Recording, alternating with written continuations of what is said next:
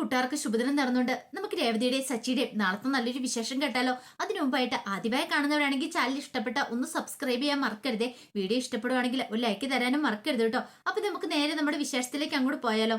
അങ്ങനെ നാളത്തെ വിശേഷം നമ്മൾ കാണുന്നേ ആകെപ്പാടെ ടെൻഷൻ അടിച്ച മഹേഷ് ഫ്രണ്ട്സും ഇരിക്കുകയാണ്. എന്ത് ചെയ്യണമെന്ന് അറിയത്തില്ല. കാരണം ഇന്നാണ് ആന്റണി വരുന്ന പണം മേടിക്കാനായിട്ട്. അയാൾ വരുന്ന കഴിയുമ്പത്തേനും കൊടുക്കാനായിട്ട് 5ന്റെ പൈസ കയ്യിലില്ല. അതെങ്ങനെയാ 2 ദിവസത്തിനുള്ളിൽ പണം കൊടുക്കാൻ പറഞ്ഞാൽ പെട്ടെന്ന് ഈ 10,000-60,000 രൂപയ്ക്ക് എവിടെ നിന്ന് എടുത്ത് കൊടുക്കാനായിട്ടാ. കാർ ഓടി കിട്ടിയ ചെറിയ വരുമാനം കൊണ്ടാ ഒന്ന് മാനേജ് ചെയ്ത് പോന്നെ. ആ സമയത്ത് ഇത്ര വലിയൊരു എമൗണ്ട് പെട്ടെന്ന് എടുക്കാനായിട്ട് ആരുടെയും കയ്യിലില്ലായിരുന്നു. അങ്ങനെ എല്ലാവരും കൂടെ ടെൻഷൻ അടിച്ചിരിക്കുന്ന സമയത്ത് ആന്റണി ഫ്രണ്ട്സും അങ്ങോട്ടേക്ക് വരുവാണ്. പിന്നീട് ആന്റണി വന്നിട്ട് ചോദിച്ചു, എന്തായി പണത്തിന്റെ കാര്യമൊക്കെ റെഡിയായെന്ന് ചോദിക്കാം.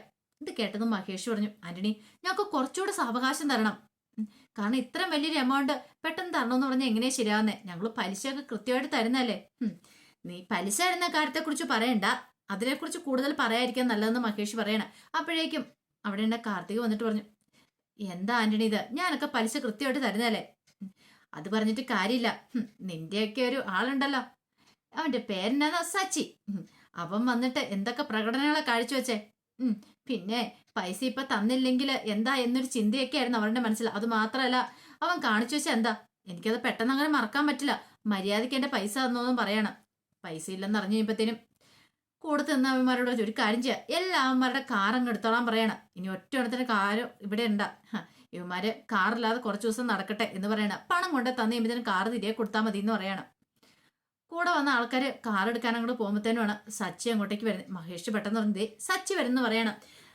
സച്ചി അങ്ങോട്ട് വന്നിങ്ങനെ നോക്കണം. ആ സമയത്ത് ആന്റണി ഓർത്തു, വന്നു, കൊള്ളാം, സൂപ്പർ ആയിട്ടുണ്ട്. വാടാ, പെട്ടെന്ന് വാടാ, ഞാൻ നിന്നെ കാത്തിരിക്കുവായിരുന്നു ഇങ്ങനെ.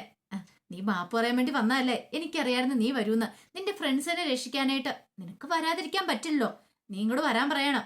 അങ്ങനെ സച്ചി അങ്ങോട്ട് വന്നു. അതെ, നമ്മൾ ക്ഷേത്രത്തിൽ പോയി നന്നായിട്ട് കുമ്പിട്ട് പ്രാർത്ഥിക്കല്ലേ എന്ന് പറഞ്ഞ പോലെ നന്നായിട്ട് അങ്ങോട്ട് കുമ്പിട്ട് നീ എന്നോട് മാപ്പ് പറഞ്ഞാൽ മതി എന്ന് പറയണം. ഇത് കേട്ടപ്പോ സച്ചി ഒന്ന് ചിരിച്ചു. നീ എന്താടാ ചിരിക്കണേന്ന് ചോദിക്കുക. ഇത് കേട്ട സച്ചി പറഞ്ഞു, നീ എന്താ കരുതിയത്, ഞാൻ നിന്നോട് മാപ്പ് പറയാൻ വന്നാന്നോ? എടാ, മാപ്പ് പറയാതിരിക്കാൻ നിനക്ക് വഴിയില്ല. അല്ലെങ്കിൽ ഇവിടെയുള്ള എല്ലാ അവന്മാരുടെ കാറും എടുത്തോണ്ട് പോകും, അറിയാലോ. നിനക്ക് പിന്നെ കൂടുതൽ ഞാൻ പറയേണ്ട കാര്യമുണ്ടോന്ന് ചോദിക്കും. ഇത് കേട്ടപ്പോ സച്ചി പറഞ്ഞു, അങ്ങനെയാണെങ്കിൽ ഒന്ന് കൊണ്ടുവന്ന് കാണല്ലോ എന്ന് വെല്ലുവിളിക്കണം. ആഹാ, നിനക്ക് അത്ര അഹങ്കാരോ, കാർ എടുക്കടാന്ന് ഒരുത്തനോട് പറയണം. അപ്പോഴേക്ക് സച്ചി പറഞ്ഞു, നിന്നെടുത്തൊന്ന് അനങ്ങിയിട്ടുണ്ടെങ്കിൽ നിനക്ക് എന്താ വേണ്ടേ, നിന്റെ പണം കിട്ടിയാൽ പോരെ നിനക്ക്. പെട്ടെന്ന് എന്നിട്ട് മഹേഷിനോട് ചോദിച്ചു, നീ എത്ര രൂപയാ കൊടുക്കാനുള്ളതെന്ന് ചോദിക്കണം. 40,000 രൂപ.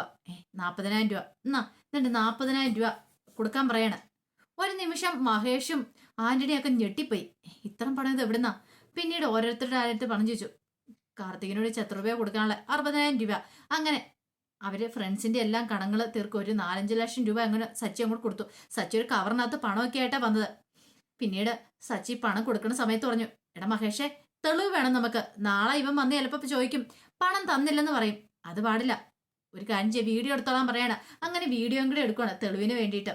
അങ്ങനെ പണം എല്ലാം കിട്ടിക്കഴിഞ്ഞപ്പത്തിന് സച്ചി പറഞ്ഞു, നീ എന്താടാ വിചാരിച്ചേ, നിന്റെ മുന്നിൽ സച്ചി ഒന്ന് മാപ്പ് പറയണമെന്നോ?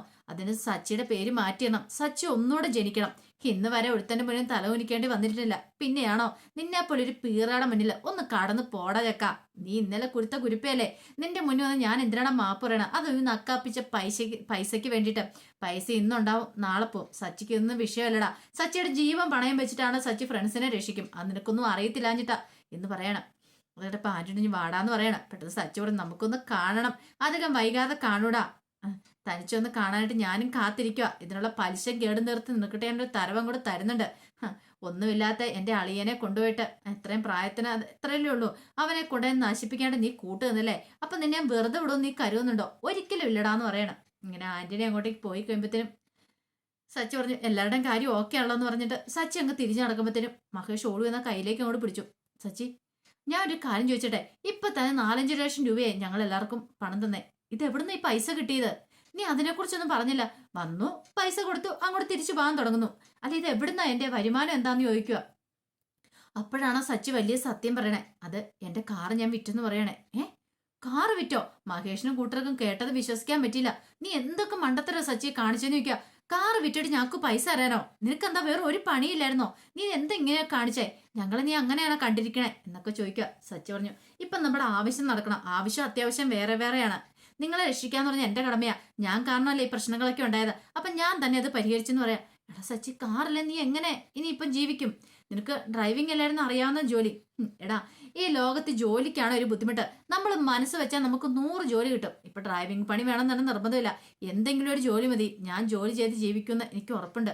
എടാ, നിന്റെ അച്ഛൻ വീടിന്റെ ആധാരം കൊണ്ട് പണയം വെച്ച് തന്ന കാറല്ല സച്ചിന്ന് ചോദിക്കാം. അതൊക്കെ ശരി തന്നെ, പക്ഷെ ഞാൻ ആ കാർ എടുക്കും. അധികം വൈകാതെ ഞാൻ എന്തെങ്കിലും ഒരു ജോലി ചെയ്ത് പണം സമ്പാദിക്കും. നീ സമാധാനപ്പെട്ടിരിക്കും മഹേഷേ എന്നും പറഞ്ഞിട്ട് അവന്റെ തോളത്തൊന്നും തട്ടി സച്ചി അങ്ങോട്ട് പോവാണ്. മഹേഷൊക്കെ എന്ത് ചെയ്യണമെന്ന് അറിയത്തില്ലാത്ത വല്ലാത്തൊരവസ്ഥയപ്പേ. ഇത്രയ്ക്കൊന്നും പ്രതീക്ഷയില്ല. പിന്നീട് രേവതി വീട്ടിലേക്ക് വരുവാണ്. ഈ സമയത്ത് ലക്ഷ്മിയമ്മ ഭയങ്കര സങ്കടത്തില. ലക്ഷ്മിയമ്മ സൂപ്പൊക്കെ ഉണ്ടാക്കിക്കൊണ്ടേ ശരത്തിന് കൊടുത്തിട്ട് കുടിക്കാൻ പറയണം. അപ്പൊ ശരത്തൊന്നും മിണ്ടായിരിക്കണം. ശരത്തിനോട് കുടിക്കണം മോനെ, എനിക്ക് വേണ്ടമ്മ എന്ന് പറയാം. അങ്ങനെ പറഞ്ഞ എങ്ങനെയാ ശരിയാന്ന് പറഞ്ഞിട്ട് ദേവു അങ്ങോട്ടേക്ക് വന്നു. അതെ, ഈ സൂപ്പൊക്കെ കുടിച്ചാലോ പെട്ടെന്ന് റെഡിയാവുള്ളൂ. കൈയൊക്കെ നല്ല ഒടിഞ്ഞിരിക്കുന്നതല്ലേ. അപ്പൊ കൈയൊക്കെ പെട്ടെന്ന് തന്നെ കത്തി കൂടണമെങ്കിൽ, നേരെ ആവണമെങ്കിൽ ഈ സൂപ്പൊക്കെ ഒന്ന് കുടിക്കാൻ പറയണം. ഇത് കേട്ടത് ശരത്ത് പറഞ്ഞു വേണ്ടാന്ന് പറയണം. പെട്ടെന്ന് വേദനയുണ്ട്, കൈ അനക്കാൻ പറ്റുക, വലത്തെ കൈയല്ലേ, പിടിക്കുന്ന കൈയല്ലേ. ഈ സമയം ലക്ഷ്മിയമ്മ പറഞ്ഞു എന്നാൽ ഞാൻ തരാന്ന് പറഞ്ഞ് ലക്ഷ്മിയമ്മ സ്പൂണിനകത്ത് കോരി കൊടുക്കുവാണ്. പിന്നീട് ഇത് കണ്ടു കഴിഞ്ഞപ്പോൾ രേവതിക്ക് സഹിച്ചില്ല. രേവതിക്ക് ആ പാടെ സങ്കടമായിരുന്നു. ദേവ് പറഞ്ഞു ചേച്ചി സങ്കടപ്പെടുമൊന്നും വേണ്ട, ചേച്ചിയുടെ വിഷമം ഞങ്ങൾക്ക് മനസ്സിലാവുന്ന പറയാ. എന്നാലും സച്ചേട്ടൻ എങ്ങനെ ഇങ്ങനെ ചെയ്യാൻ തോന്നി? എന്നിട്ടോ ഒരു വാക്ക് പോലും പറഞ്ഞില്ല ഞാൻ ചെയ്ത് തെറ്റാന്ന്. അത് ഓർത്തിട്ട് എനിക്ക് വിഷമാന്ന് പറയണം. ലക്ഷ്മി പറഞ്ഞു മോളെ ഓർത്തിട്ട് മാത്രം ഒന്നും പറയാത്തെ. ഒരു പക്ഷേ എങ്കിലും സച്ചിയുടെ സ്ഥാനത്ത് വേറെ ആരാണെങ്കിലും ശരി ഞാൻ അവനെ കാണിച്ചു കൊടുത്തേനും. ഈ ലക്ഷ്മി ആരാന്ന് കാണിച്ചു കൊടുത്തേനും. നിന്റെ അച്ഛൻ മരിച്ചിട്ട് പോലും ഇത്രയും കാലമായിട്ട് ഇവനെ ഞാൻ ഒന്നിനും ഒരു കുറവും വരുത്തിയിട്ടില്ല. അതുപോലെ നോക്കിക്കൊണ്ട് വന്നേ. അപ്പോഴാണ് ഇങ്ങനെയൊക്കെ. നിന്റെ അച്ഛനുണ്ടായിരുന്നേ നിനക്ക് നിന്റെ അച്ഛന് സഹിക്കാൻ പോലും പറ്റുന്ന കാര്യമില്ല. എന്നാൽ സച്ചിക്ക് എങ്ങനെ ഇങ്ങനെ തോന്നുന്നു? എനിക്ക് ചിന്തിക്കാൻ പോലും പറ്റുന്നില്ലെന്ന് ലക്ഷ്മി അമ്മ പറയാണ്. ഈ സമയം ദേവ് പറഞ്ഞു ഇനിയിപ്പോ എങ്ങനെയാണ് ശരത്തെ നീ എക്സാം എഴുതുന്നത്? എക്സാം എഴുതാൻ പോലും പറ്റില്ലോ എന്ന് പറയാണ്. ഇതെല്ലാം കേട്ട് കഴിഞ്ഞപ്പോഴത്തേനും രേവതിക്ക് ഭയങ്കര വിഷമം. കാരണം തന്റെ ഭർത്താവാണല്ലോ ഇതിന് ഉത്തരവാദി. എങ്ങനെ അവരെ സമാധാനിപ്പിക്കണമെന്ന് പോലും അറിയത്തില്ല. അപ്പോഴേക്കാണ് രവീന്ദ്രന്റെ വരവ്. രവീന്ദ്രനെ കണ്ടു കഴിഞ്ഞപ്പോഴത്തേനും രേവതിയൊക്കെ പെട്ടെന്ന് എഴുന്നേറ്റു. പിന്നീട് രവീന്ദ്രനോട് പറഞ്ഞു ഇരിക്കാച്ചാന്നൊക്കെ പറയാണ്. രേവതി പിന്നീട് കുടിക്കാനായിട്ട് പോയി വെള്ളമൊക്കെ എടുത്തിട്ട് കൊടുക്കുകയാണ്. രവീന്ദ്രൻ പറഞ്ഞു ഇപ്പൊ എങ്ങനെയുണ്ട് ശരത്തേന്ന് ചോദിക്കാം. കുഴപ്പമില്ല, വേദനയ്ക്ക് കുറച്ച് കുറവുണ്ട്, സർജറി കഴിഞ്ഞല്ലോ, ഇനിയിപ്പൊ പേടിക്കാതിരുന്നാ ഡോക്ടർ പറഞ്ഞേ എന്ന് പറയാണ്. പിന്നീട് രവീന്ദ്രൻ പറഞ്ഞു എന്ത് ചെയ്യാനാ, ക്ഷമിക്കാം അവനോട്. അല്ലാതെ ഇപ്പൊ എനിക്ക് എന്ത് ചെയ്യാൻ പറ്റും?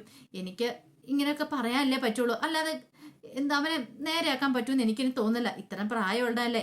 പിന്നെ അവൻ അങ്ങനെ ഒരു കാര്യം ചെയ്തിട്ടുണ്ടെങ്കിൽ അതിന്റെ പിന്നിൽ എന്തെങ്കിലും ഒരു കാരണം കാണുമെന്ന് വിശ്വസിക്കുന്നവനാ ഞാൻ. അല്ല നിങ്ങൾ തമ്മിൽ വേറെ എന്തെങ്കിലും പ്രശ്നമുണ്ടോ എന്ന് ശരത്തിനോട് ചോദിക്കുക. ഇത് കേട്ടപ്പോൾ ശരത്ത് പറഞ്ഞു എന്ത് പ്രശ്നം? ഞങ്ങൾ തമ്മിൽ ഒരു പ്രശ്നമില്ലെന്ന് പറയാം. ആകെപ്പാടെയുള്ള പ്രശ്നം മഹേഷ് ആന്റണിക്ക് പൈസ കൊടുത്തില്ല. അങ്ങനെ വന്നപ്പം മഹേഷിനെ ചോദ്യം ചെയ്ത് കഴിഞ്ഞപ്പോഴത്തേനും അത് പ്രശ്നമായി. അതല്ലാതെ വേറൊരു പ്രശ്നം ഞാനും സച്ചേണും തമ്മിലില്ല എന്ന് പറയണം. അങ്ങനെ ശരത്തിന് പറയാൻ പറ്റുള്ളൂ. അല്ലെങ്കിൽ ശരത്തിന്റെ കള്ളത്തരങ്ങളൊക്കെ പിടികൂടുന്നു മനസ്സിലായി. അങ്ങനെയാണെങ്കിൽ താൻ കള്ളനാന്നുള്ള കാര്യം പുറത്തറിയുകയും ചെയ്യും. ആ സമയം രവീന്ദ്രൻ പറഞ്ഞു സച്ചിക്ക് എങ്ങനെ ഇങ്ങനെ ചെയ്യാൻ തോന്നുന്നത് എനിക്കറിയത്തില്ലാത്തെ. അവൻ ഇങ്ങനെ ഒരുത്തനായിരുന്നില്ല, ഇങ്ങനെ ഒന്നും ചെയ്യുന്നവനുമല്ല. പിന്നെ എന്താ സംഭവിച്ചതെന്ന് മാത്രം അറിയില്ല എന്ന് പറയണം. ഈ സമയം ലക്ഷ്മിയമ്മയ്ക്ക് ആ പട വിഷമമായി. ലക്ഷ്മിയമ്മ പറഞ്ഞു അറിയാലോ, കൃഷ്ണേട്ടൻ പോയതിന് ശേഷം ഈ കുടുംബത്തില് കുറച്ച് നാളായിട്ടുള്ളൊരു സന്തോഷമായിട്ട് കൃഷ്ണേട്ടൻ പോയതിന് ശേഷം ആകെപ്പാടെ വിഷമത്തിലായിരുന്നു. ഇപ്പോഴാണെങ്കിൽ ശരത്താണെങ്കിലും ഒരു പാർട്ട് ടൈം ജോലിക്കൊക്കെ പോകുന്നുണ്ടായിരുന്നു. അങ്ങനെ അവൻ കുടുംബം മുന്നോട്ട് കൊണ്ടുപോകാനായിട്ട് ശ്രമിക്കുന്നതിനിടയില് ഈ സംഭവം നടന്നേ. ഇതൊക്കെയെല്ലാം കേട്ട് കഴിഞ്ഞപ്പോഴത്തേന് രേവതി പറഞ്ഞു അത് പിന്നെ അച്ഛനറിയാലോ, എനിക്ക് പോലും അറിയത്തില്ല എന്താ സംഭവിച്ചതെന്നുള്ളത്. കാരണം ഇതുവരെയായിട്ട് സച്ചേട്ടൻ അതിനെക്കുറിച്ച് ഒന്നും പറഞ്ഞിട്ടൊന്നുമില്ല. ഞാൻ ചോദിച്ചു കഴിഞ്ഞിട്ട് അതിന് തക്കതായൊരു മറുപടി പോലും പറഞ്ഞിട്ടില്ല. ഇനിയിപ്പം എന്ത് ചെയ്യണമെന്ന് അറിയത്തില്ല. ഇപ്പൊ തന്നെ കണ്ടില്ലേ ശരത്തിന്റെ അവസ്ഥ എന്താന്ന് കണ്ടില്ലേ എന്ന് ചോദിക്കാം. ലക്ഷ്മിയമ്മ പറഞ്ഞു ഇനിയിപ്പോ എന്ത് ചെയ്യണമെന്ന് പോലും എനിക്കറിയത്തില്ല. ഞങ്ങളുടെ ആകെയുള്ള പ്രതീക്ഷയായിരുന്നു ഇവന്റെ കൈ ഒടിഞ്ഞു. ഇനിയിപ്പോ ഇവന് പരീക്ഷ എഴുതാൻ പറ്റില്ല. ഞങ്ങൾക്ക് പ്രതീക്ഷ ഉണ്ടായിരുന്നു ഇവനിപ്പം നന്നായിട്ട് പഠിക്കുന്നൊക്കെ ഉണ്ടായിരുന്നു, നല്ലൊരു ജോലി കിട്ടുമെന്നൊക്കെയുള്ള പ്രതീക്ഷയോടെ കാത്തിരുന്നേ.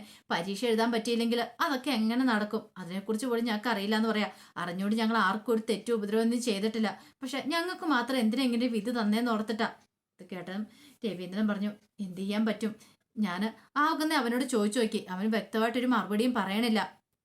ഒരു കാര്യം ചെയ്യാം, ഞാൻ കുറച്ച് പൈസ തരാമെന്ന് പറയണേ. ഇത് കേട്ടപ്പോൾ ലക്ഷ്മി പറഞ്ഞു വേണ്ട, പൈസയൊന്നും വേണ്ട, അതിന്റെ ആവശ്യമില്ലെന്ന് പറയാം. അത്യാവശ്യമുള്ള പൈസ ഞങ്ങളുടെ കയ്യിലുണ്ട്.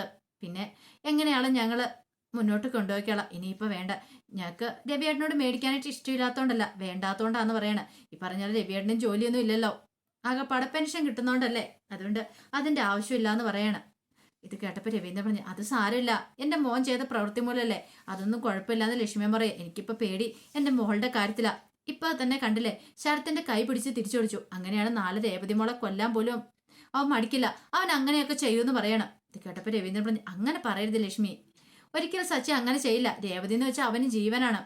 കാര്യം പറഞ്ഞിട്ടുണ്ടെങ്കിൽ അങ്ങോട്ടും ഇങ്ങോട്ടും പറയുമെങ്കിലും അവനെക്കുറിച്ച് അറിയത്തില്ലാഞ്ഞിട്ടാ. എൻ്റെ മോൻ പാവാ, പക്ഷെ ഇങ്ങനെ എങ്ങനെ സംഭവിച്ചെന്ന് മാത്രം എനിക്ക് അറിയത്തില്ലാത്തുള്ളൂ. ഒരിക്കലും അവൻ ഇങ്ങനെ ചെയ്യുന്നവനല്ലെന്ന് പറയാം. ഇത് കേട്ട ലക്ഷ്മിയമ്മ പറഞ്ഞു, അതാ എനിക്കും മനസ്സിലാത്തേ. സച്ചിനെ കുറിച്ച് ഞങ്ങളിങ്ങനെ സ്വപ്നത്തിൽ പോലും വിചാരിച്ചിരുന്നില്ല സച്ചി ഇങ്ങനെ ഒരു പ്രവൃത്തി ചെയ്യുന്ന. അതുകൊണ്ട് മാത്രം ഞങ്ങൾ ക്ഷമിച്ചിരിക്കുന്നത്. സച്ചിയുടെ സ്ഥാനത്ത് വേറെ ആരാണെങ്കിലും ശരി, ഞാൻ വെറുതെ പെടുത്തില്ലായിരുന്നു അവരെ. ഇതിപ്പോ എൻ്റെ മോളുടെ ഭർത്താവായി പോയില്ലേ, ഞങ്ങൾക്ക് എന്ത് ചെയ്യാൻ പറ്റുമെന്നൊക്കെ ചോദിക്കുക. അങ്ങനെ തങ്ങളുടെ വിഷമങ്ങളും വേദനകളും എല്ലാം രവീന്ദ്രനോട് പറയാണ് ലക്ഷ്മിയമ്മ. പിന്നീട് രവീന്ദ്രൻ പറഞ്ഞു, എന്നാൽ ശരി ഞാൻ ഇറങ്ങട്ടെ എന്ന് ചോദിക്കുകയാണ്. ആ സമയം രേവതിയോട് ഞാനും കൂടെ വരാം അച്ഛാന്ന് പറയണം. വേണ്ട, മോളൊരു കാര്യം ചെയ്യും, മോള് കുറച്ചുകൂടെ കഴിഞ്ഞ് ഇവരോട് സംസാരിച്ചൊക്കെ ഇരുന്നതിന് ശേഷം വന്നാൽ മതി എന്ന് പറഞ്ഞ് രവീന്ദ്രൻ പുറത്തേക്ക് ഇറങ്ങിയിട്ട് രേവതിയെ പൈസ കൊടുക്കുകയാണ്. മോളിത് വെച്ചോ, എന്നിട്ട് അമ്മയ്ക്ക് കൊടുത്താൽ മതി എന്ന് പറയണേ. വേണ്ട അച്ഛാ, ഇപ്പൊ കുഴപ്പമൊന്നുമില്ല, പൈസയൊക്കെ ഉണ്ട്, അച്ഛൻ പോയിക്കൊള്ളാൻ പറയണം. അങ്ങനെ രവീന്ദ്രൻ അങ്ങോട്ട് പോയി കഴിഞ്ഞപ്പോൾ രേവതി അകത്തേക്ക് ഒരു വന്നു. പിന്നീട് ലക്ഷ്മി പറഞ്ഞു, പാവം ആ മനുഷ്യൻ എന്ത് ചെയ്യാനല്ലേ, ഈ പ്രായമായിരുന്ന വരുന്ന സമയത്ത് മക്കൾ ചെയ്യുന്ന പ്രവൃത്തിക്ക് അദ്ദേഹം എന്ത് പഠിച്ചു. അതാ പിന്നെ ഞാൻ കൂടുതലൊന്നും രവിയേട്ടനോട് പറയായിരുന്നേന്നൊക്കെ പറയണം. ഈ സമയം ശരത്തിന്റെ ഉള്ളിൽ ടെൻഷൻ ഉണ്ടായിരുന്നു. താൻ ചെയ്ത കള്ളത്തരങ്ങളൊക്കെ ഇനിയിപ്പോൾ സച്ചേട്ടൻ വിളിച്ചു പറയുമെന്ന്. ഈ സമയം രേവതി പറഞ്ഞു, ഇനിയിപ്പോൾ വീട്ടിൽ ചെല്ലുമ്പോൾ എന്തായി തീരുമെന്ന് അറിയത്തില്ല. ചിലപ്പോൾ അമ്മ അങ്ങനെയൊക്കെ പറഞ്ഞുകൊണ്ട് അച്ഛന് നല്ല ദേഷ്യമായിരിക്കും. അച്ഛൻ എന്നിട്ട് സച്ചേട്ടനുമായിട്ട് വഴക്കുണ്ടാക്കും. അതൊക്കെ ഓർക്കുമ്പോൾ എനിക്ക് ഇപ്പോഴേ പേടിയുണ്ട്. അമ്മ അങ്ങനെയൊന്നും പറയേണ്ടിയിരുന്നില്ലെന്ന് പറയണം. ഇടി മോളെ, അപ്പോഴത്തെ ആ സങ്കടത്തിൽ ഞാനോട് പറഞ്ഞു പോയതല്ലേ, ആരോടെങ്കിലും എനിക്കൊന്ന് പറയണ്ടേ, അതോർത്തിട്ട് ഞാൻ പറഞ്ഞു പോയതാ. പക്ഷെ ഇങ്ങനെയൊന്നും ഞാൻ പ്രതീക്ഷിച്ചില്ല എന്നൊക്കെ ലക്ഷ്മി അമ്മയും പറയണം. അങ്ങനെ രവീന്ദ്രൻ അങ്ങോട്ട് പോയി കഴിഞ്ഞപ്പോഴത്തേനും രേവതി പറഞ്ഞു, എന്നാൽ ശരി ഞാനും കൂടെ ഇറങ്ങട്ടെ അമ്മേന്ന് ചോദിക്കണം. അല്ല മോൾക്ക് എന്താ ധൃതി ഉണ്ടോന്ന് ചോദിക്കും. പോവാതിരുന്നിട്ട് കാര്യമില്ലമ്മേ, പോണെന്ന് പറയണം. ഇനിയിപ്പം ഇത് മതി ഒരു അടുത്ത പ്രശ്നം ഉണ്ടാവാനായിട്ട്. ഞാനായിട്ട് വെറുതെ എന്തിനൊരു പ്രശ്നം ഉണ്ടാക്കുന്നത്. അല്ലെങ്കിൽ തന്നെ ഈ പ്രശ്നം കഴിഞ്ഞതിന് ശേഷം അവിടെ എൻ്റെ അമ്മായിമ്മയ്ക്ക് ഭയങ്കര സന്തോഷമാണ്. അറിയാലോ അവരുടെ സ്വഭാവം എന്താന്ന്. നമുക്കൊരു പതനം വന്നു കഴിയുമ്പോഴത്തേനും ഭയങ്കരമായിട്ട് സന്തോഷിക്കും. ഇനിയിപ്പം നമ്മളായിട്ട് എന്തിനാ അത് കൂട്ടുന്നേ എന്നൊക്കെ പറഞ്ഞിട്ട് രേവതി അങ്ങോട്ടേക്ക് ഇറങ്ങുവാണ്. ഈ സമയം സുധി റെസ്റ്റോറൻറ്റ് ജോലി ചെയ്തുകൊണ്ടിരിക്കുകയാണ്. അപ്പോഴാണ് സുധിയുടെ ഫ്രണ്ട് അങ്ങോട്ട് വരുന്നത്. ഫ്രണ്ട് മാത്രമല്ല, അയാളുടെ കയ്യിൽ നിന്ന് കുറച്ച് പണവും മേടിച്ചിട്ടുണ്ട്. അപ്പം പാർക്ക് വെച്ചുള്ള പരിചയമാണ്. പാർക്ക് വെച്ച് സുധിയുടെ കൂട്ടുകാരനായിരുന്നു. അപ്പം പലിശയ്ക്ക് കുറച്ച് പണം മേടിച്ചിട്ടുണ്ട്. അങ്ങനെ അയാൾ അങ്ങോട്ട് കയറി വരുന്നുണ്ടപ്പോൾ തന്നെ സുധി പെട്ടെന്ന് പറഞ്ഞു, ദൈവമേ ഇവൻ എന്തിനാ പോലും ഇങ്ങോട്ടേക്ക് വരുന്നേ, തനിക്കിട്ടുള്ള പണിയാൻ തോന്നേ. ഇവന്റെ കണ്ണ് വെട്ടിച്ച് നടക്കുമായിരുന്നു. ദൈവമേ താൻ ഇവിടെ ഉണ്ടെന്ന് അറിഞ്ഞിട്ട് ഇങ്ങോട്ട് വരുന്നാണല്ലോ എന്നൊക്കെ ഓർത്തുകൊണ്ട് സുധി അവിടെ പമ്മി നിൽക്കുവാണ്. അപ്പോഴേക്കും അവനങ്ങോട്ട് കയറുന്നു. സുധിനെ കണ്ടു തന്നെ വരവ്. സുധി അങ്ങോട്ട് മറഞ്ഞു നിൽക്കുവാണ്. പിന്നീട് വന്നിട്ട് ചോദിച്ചു, അതെ സുധി ഇവിടെ ജോലി ചെയ്യുന്നില്ലെന്ന് ചോദിക്കുക. ഇത് കേട്ടതും സുധി പെട്ടെന്ന് പറഞ്ഞു, സുധിയോ അതാരാ, അങ്ങനെ ഒരാൾ ഇവിടെ ജോലി ചെയ്യുന്നില്ല എന്നൊക്കെ സൗണ്ട് മാറ്റി പറയണേ. ഈ സമയത്ത് അവൻ സുധിയുടെ മുന്നിലേക്ക് വന്നിട്ട് പറഞ്ഞു, എടാ നീ എന്നെ ഇരുന്ന് മുങ്ങി നടക്കാന്ന് വിചാരിച്ചോ, നീ ഇവിടെ ജോലി ചെയ്യുന്നുണ്ടെന്ന് അറിഞ്ഞിട്ട് തന്നെയാ ഞാൻ ഇങ്ങോട്ടേക്ക് വന്നേന്ന് പറയണം. ഒരു നിമിഷം സുധി ഒന്ന് ഞെട്ടിപ്പോയി. നിന്റെ ഫോൺ എന്തേ എന്ന് സുധിയോട് ചോദിക്കണം. അല്ല കയ്യിലുണ്ടല്ലോ, ഞാൻ വിളിച്ചിട്ടാ നീ കോൾ എടുക്കാത്തെ. അത് പിന്നെ റേഞ്ചിന്റെ ഇഷ്യൂ ഉള്ളതുകൊണ്ടാ എന്ന് പറയണം. ഓ റേഞ്ചിന്റെ ഇഷ്യൂ ഉള്ളതുകൊണ്ടാണോ, അത് പുതിയൊരു അറിവാണല്ലോ, ഇപ്പോഴും റേഞ്ചിന്റെ ഇഷ്യൂ ഉണ്ടോന്ന് ചോദിക്കും. അല്ല അത് പിന്നെ എടാ നീ എന്റെ നമ്പർ ബ്ലോക്ക് ആക്കി ഇട്ടേക്കുമല്ലേ, എനിക്കറിയാടാ, എനിക്ക് പണം തരാനുണ്ടല്ലോ നീ. അപ്പൊ എന്നെ മുങ്ങി നടക്കുക. എത്ര മുങ്ങി നടക്കാൻ പറ്റും? നിന്റെ ഫോട്ടോസും കാര്യങ്ങളും ആധാർ കാർഡിന്റെ കോപ്പിയൊക്കെ ഞാൻ വാങ്ങിച്ചല്ലേ, നിനക്ക് അധിക ദൂരം ഒന്നും ഓടി രക്ഷപ്പെടാനായിട്ട് പറ്റില്ല. എന്റെ പൈസ മര്യാദയ്ക്ക് തന്നേക്കണം, അറിയാലോ. പൈസയും മേടിച്ചിട്ട് നീ മുങ്ങി നടക്കുന്നു എന്നൊക്കെ ചോദിക്കണം. ഇത് കേട്ട സുധി ആകെപ്പാടെ പെട്ടുപോയി. പിന്നീട് സുധിയോട് പറഞ്ഞു, എടാ നീ വലിയ ഏതാണ്ട് അമേരിക്കൻ കമ്പനി ജോലിക്ക് പോണെന്ന് പറഞ്ഞിട്ട് ഹോട്ടലിൽ ഇപ്പൊ വെയിറ്റർ ആയിട്ട് വന്നില്ലേ, ഓരോരുത്തരുടെയൊക്കെ ഒരു യോഗവേ. എടാ ഇത് തന്നെ വേണം, വലിയ വലിയ ജോലി കിട്ടുമെന്നും പറഞ്ഞുകൊണ്ട് കിട്ടുന്ന ജോലിയെ കളഞ്ഞിരിക്കുന്ന എന്നെ പോലുള്ള അവന്മാർക്ക് പറ്റുന്ന പണിയാ ഇതെന്നൊക്കെ പറഞ്ഞിട്ട് സുധീനെ കളിയാക്കുവാണ് അവന്. അപ്പൊ അതിന്റെ വിശേഷങ്ങളൊക്കെ നാളെ കാണാൻ പോന്നെ. ആ വിശേഷങ്ങൾക്കായി നമുക്ക് എല്ലാവർക്കും കാത്തിരിക്കാട്ടോ. ഒരിക്കൽ കൂടി എല്ലാവർക്കും ശുഭദിനം നേർന്നുകൊണ്ട് നിർത്തുന്നു. നന്ദി.